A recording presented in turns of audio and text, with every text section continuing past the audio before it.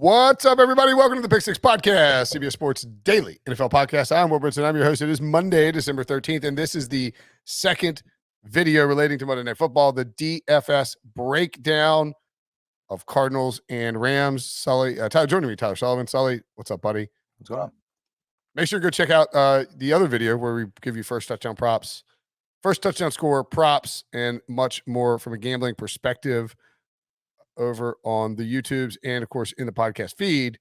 Let's take a look at where is the big, there it is. Ooh, a Millionaire Contest. Ooh, you love, oh no, is that for Sunday? That's probably for Sunday, isn't it? Yep.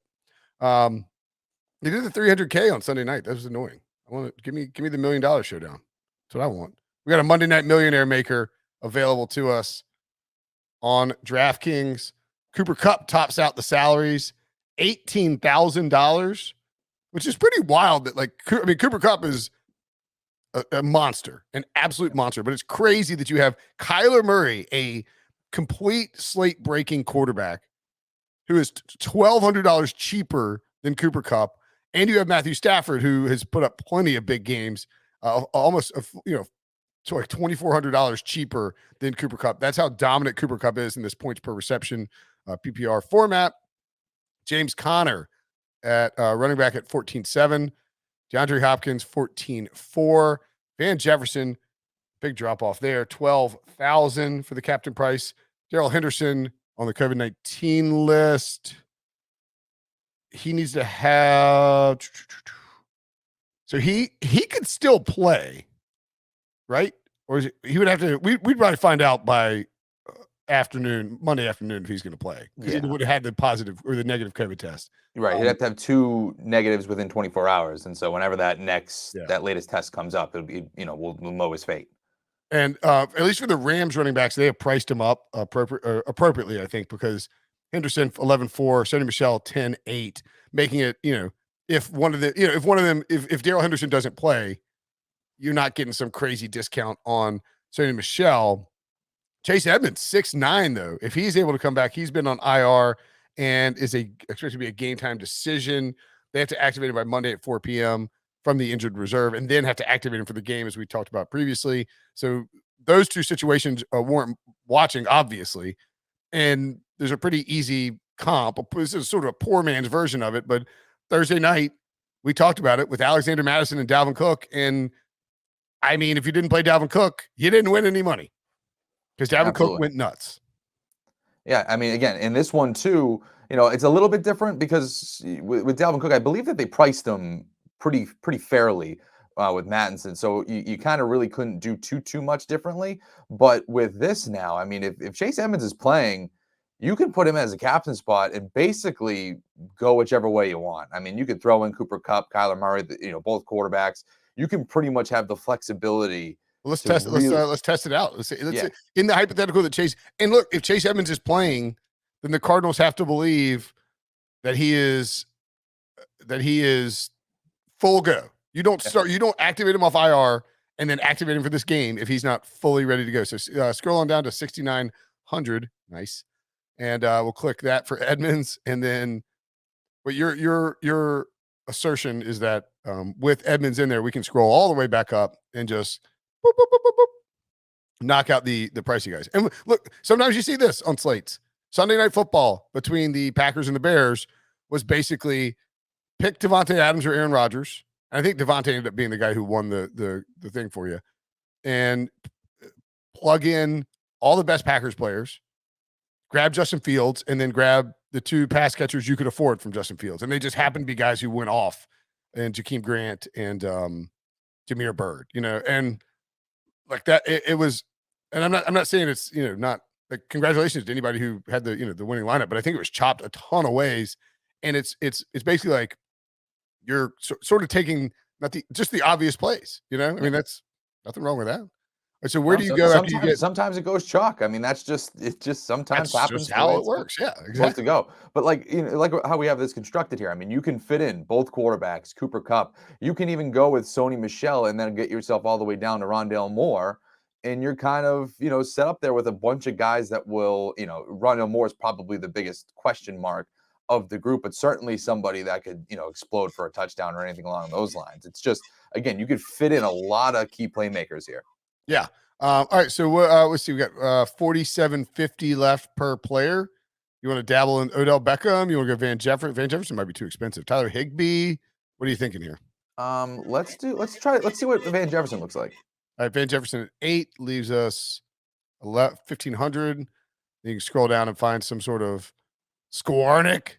I don't think there's a ton of value down in the bottom of this slate, unless I'm missing something obvious, and I could be. So maybe Moore is the move. Maybe Moore is the floor there. Yeah, I think Moore is. Oh, Moore at 2,000. Yeah. So let's take out Skwarnik and Jefferson. Put in Moore. I think you're right. I think Moore is the floor, which sounds like a. So you can easily get Moore and Higbee in there. Or you can do Moore and who else is available? Hold on, before you click Higbee, scroll up. Sorry. X out Higbee and let's just see. I just want to see who you can, if you can. Oh, you can get Sony Michel in there. Yeah. I was saying that earlier. Yeah, that's the one. Oh, sorry, I didn't miss that. No, you're good. So that one again, you could get guys who are going to get a ton of the ball is going to be in their hands a ton. Rondale Moore is the kind of dart play, but still, when we're talking about fitting Chase Edmonds and kind of getting in this flexibility, those are a lot of studs and a lot of guys that can go off on that. Yeah, the one guy you're probably missing on there who could go nuts, but who may not, because and we didn't really even talk about this in the preview, which is probably dumb, but whatever. Jalen Ramsey probably going to be trailing DeAndre Hopkins around, So there's a chance that the Cardinals say, all right, we're not going to go heavy on D-Hop, and we're going to we'll let him fight, and if he gets open, he gets open. But we're going to try and let Jalen Ramsey live out on this island with D-Hop, and we'll funnel our offense through everybody else. And if that's the case, then you have an opportunity to maybe pivot away from Hopkins and 2 other options for the Cardinals. I also think this particular build, I think this lends itself to 28, 25 or 28, 27 or 24, 21, whatever it is. It's just some scoring, not a ton of defense, pretty, not an average football game, but sort of what you expect from these two teams. I think there's a case to be made that there's always a case to be made to have Kyler Murray at your captain spot. No doubt about it. Absolutely. But let's clear this out. I think there is a case to be made that if you want to even go cheaper than Chase Edmonds, that you can go Rondale Moore as your captain. Okay. And if you do that, it really allows you the flexibility to kind of do whatever you want, I think. Let's see. If you go Rondo Moore, you can then go Kyler Murray, obviously. Man, I'm definitely entering this lineup. And I won't be alone with this lineup either. Matthew Stafford, Cooper Kupp, Sony Michel, and Odell Beckham. It's just shootout lineup. Yeah. And again, the Hopkins stuff. Now that we don't like Hopkins, everybody loves DeAndre Hopkins. He's an animal. He's one of the best receivers in football. But he is going to have to go against Jalen Ramsey. He has one of the best cornerbacks in football going against him. So you have to balance that out a little bit. It's just whatever you think is, I guess, going to win that matchup. But still, it's not like he, again, I'll say this and he'll probably do it, but it's like, it'd be very shocking if he had over 100 yards receiving and a touchdown against Jalen Ramsey covering him all night. That would be. Yeah, and that's not to say you're not saying it'd be shocking if he had those numbers at the end of the night. It's more like it'd be shocking if I'm saying when you look at PFF and they say the coverage and everything like that, and it's okay, exactly. It was really 1v1 and all of a sudden Hopkins owned him. Exactly. If his production directly against Jalen Ramsey was huge, it would be pretty shocking. Now maybe he'll have a couple big spots, but this is a primetime game. Jalen Ramsey will come to play. All right, so let's clear that out. And then look, Kyler Murray has 300, 100 upside. There are maybe Josh Allen. Anybody can be a slate breaker in the sense that Dalvin Cook did it last week on Thursday after we thought he was going to be limited. Yeah. But in terms of just truly if you don't have him at captain, you won't win any money. Slate smashing Hulk machines there's only a couple of guys in the same class as Kyler Murray. Lamar Jackson is up there. I guess Josh Allen is up Josh there Allen too. for sure. Yeah. Yeah. I mean, there's more, but these quarterbacks who can use their legs, like if Kyler Murray throws for 250 and 2 touchdowns and runs for 65 and 2 touchdowns, and you don't have him as captain, don't bother opening up your DraftKings app. Yeah, because you're not winning anything. So let's try Kyler at the captain spot. And I think, Sully, these games are a little bit tougher for sort of trying to predict the game script, because these two teams are so explosive that there's not really it's a 2.5 point spread, high total. There's not really this angle of, okay, Cardinals have huge lead, feed James Conner downhill, Rams do nothing. That I don't necessarily know that works, but yeah, it's really hard to kind of get in the way of the and get in the way of the under here. You almost feel like you almost kind of construct it where it's like, okay, this thing could kind of get crazy no matter what. And look, this would be the one where it wouldn't be an insane idea to throw some defenses in there and just hope that you get some pick sixes. Right. They'll be under owned. But in this case, let's give. We're going back to Rondo Moore. I think he's probably one of the best values on the slate, just at $2,000. I mean, that's, like you said, he is Moore's the floor. He's the lowest guy you're probably going to roster. Skwarnik has done some, we've seen him catch balls.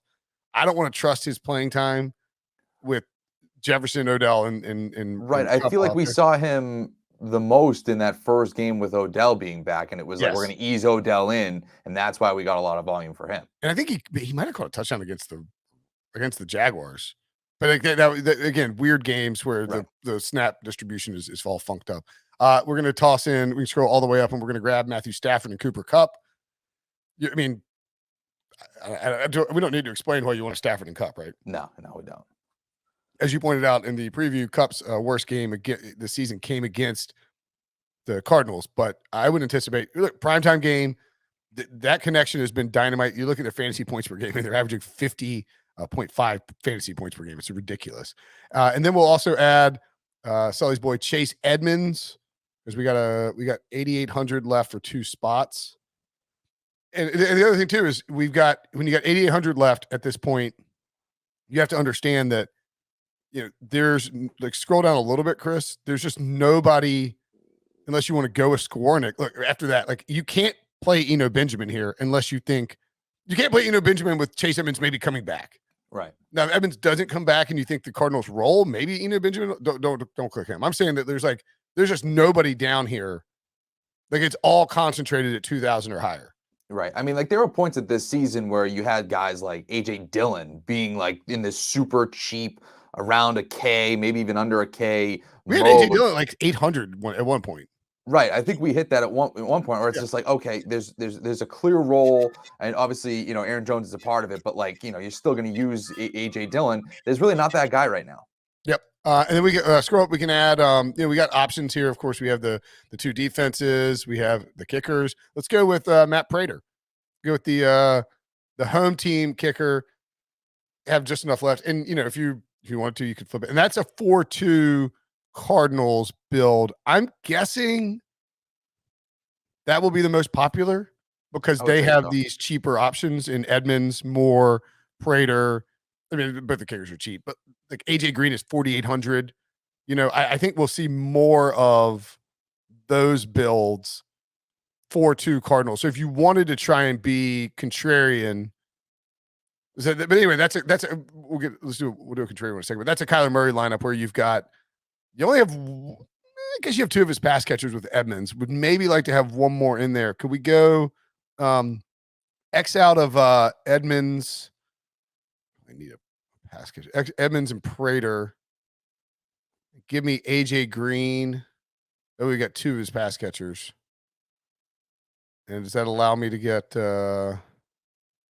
all right, then we just go with Matt Gay instead, the Rams kicker. I have no problem going with either of these kickers. You see, they both average over 8 fantasy points per game. And as we pointed out in the preview, these guys love kicking short field goals and not going for it on 4th down and letting their kickers flex. So you could easily see both kickers get over 10 points in this game. And you can go a little bit contrarian with that too. I mean, you could keep Chase Edmonds back in there, and instead of going with one of the kickers, you could go Cardinals defense and Yeah. bank on the Stafford struggles against good teams. He only beats up on bad teams, and he throws a few picks, and all of a sudden you're looking live. Yeah, and Matthew Stafford, Cooper Kupp are going to get theirs probably no matter what, regardless. So it's not like, and again, in for DFS, for DraftKings, the only thing that matters with these defenses is points scored against.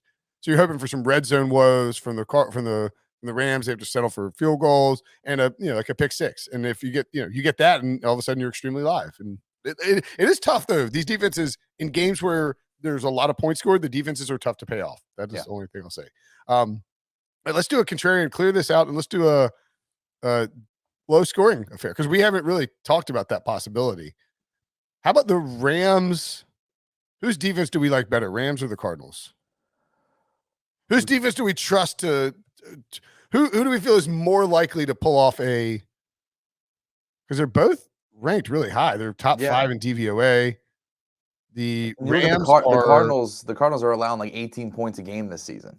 Yeah. Cardinals have been good. But then all of a sudden you got it's scary. You got Aaron Donald and Jalen Ramsey and Von Miller. I mean, you have those franchise faces. So you're like, okay, I don't know if I necessarily want to fade that either.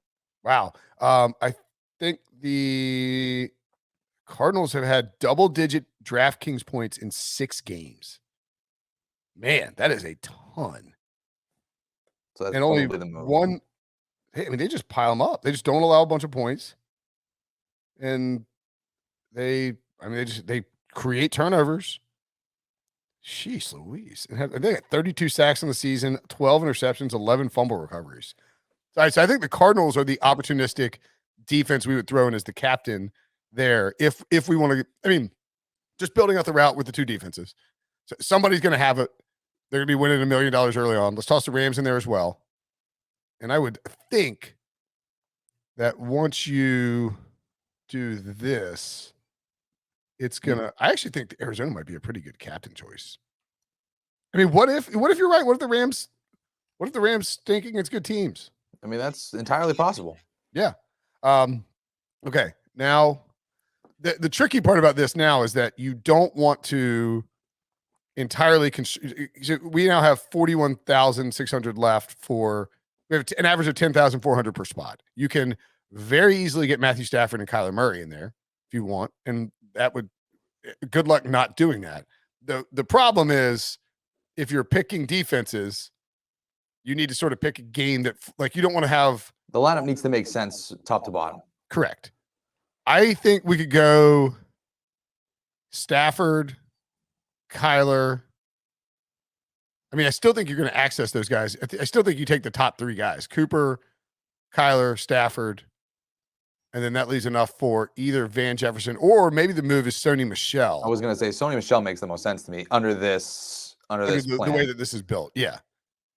So we're basically hoping for, and then, I wouldn't hate either a build. You could do, I mean, would we rather? Yeah. I like that lineup. I think you're chopping that with other people because it's kind of obvious where you play both the defenses, you pick both the quarterbacks, you pick the number 1 receiving option, and then you have enough left over for a top tier running back. I think the only other, way to make it a little bit more unique would maybe be to get rid of Matthew Stafford, bank on your Cardinals defense really giving him fits, and then maybe throwing in like a James Conner or somebody like that who's really just ball control on the ground running, something along those lines. Right. So let's see if we do. Yeah, I like that. And you could even move up a little bit if you wanted to pay up and get Tyler. You could go Tyler Higbee, Cooper Kupp, Sony Michel, James Conner. Or you get rid of Rams defense too. It's not like. Yeah. Actually, hold on. Let's see Rams defense. I mean, there's definitely a way where you could. Yeah, I like that. So we go take Stafford out, and we put Connor. We're going to go 3 and 3. So just like that. That's it, right? Yeah. And that's Matthew Stafford's under pressure. Matthew Stafford's throwing picks. Matthew Stafford's got a little snowflake next to his name because he's not putting up big points. Cooper Kupp is the guy who's catching all the passes from him. So you pick up those reception points. And then you have two teams that run the ball a bunch. And it's, maybe Chase Edmonds doesn't play. And it's just a ton of James Conner. Yeah. The other option would be to get rid of, check this out. Get rid of the Rams defense and add Chase Edmonds. And so then we're not banking on both defenses having big games, but instead are sort of doing a mini onslaught where it's like Cardinals defense plays really well. Edmonds and Connor run the ball a bunch. You get all of Kyler's upside. And then you have Cooper Kupp and Sony Michel where this is like 17-13 Cardinals or something like that. It's just not a high scoring game. And we could even, if you wanted to, let's see. I'm just trying to think. I think you kind of probably have to have Sony Michel in this low scoring setup. Yeah, I think I like that lineup. I mean, the only other, if you're thinking about it from a low scoring ball control, like we're kind of illustrating here, then I feel like you have to have Sony. Maybe you throw in like a Tyler Higbee. Maybe it's just like a desperate Stafford's chucking it all over the field, just trying to find answers type of thing. Or even you do a kicker situation. Yeah, that's a good point too. Yeah, I mean, and look, obviously you got to make sure that Edmonds is playing, but we got plenty of money to deal with here. I mean, this is not a problem to get everybody in there. And if Edmonds doesn't play, you can always pivot up to Higbee, as you point out. AJ Green's right there, or go down to Matt Prater. When you swap, if you build the lineup now while you're watching this, and then you're like, oh, we need, Edmonds is inactivated. And by the way, if Edmonds isn't activated, James Conner, perfectly good captain option. Yeah, for sure. Okay. Any other thoughts on the DFS slate? No, I like it. I dig it. All right. That's it. Let's go win some money. Don't Dalvin Cook us, Chase Edmonds. For Sully, I'm Brinson. Thanks for watching. Thanks for listening. Smash that like button. We'll see you guys later.